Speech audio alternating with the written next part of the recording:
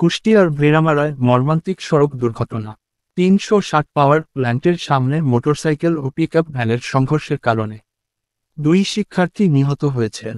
নিহতরা হলেন দৌলতপুর উপজেলার সালিমপুর গ্রামের লিপলু আলীর ছেলে নাহিন ইসলাম এবং মথুরাপুর স্কুল পাড়ার কোরবান আলীর ছেলে সিয়াম উদ্দিন।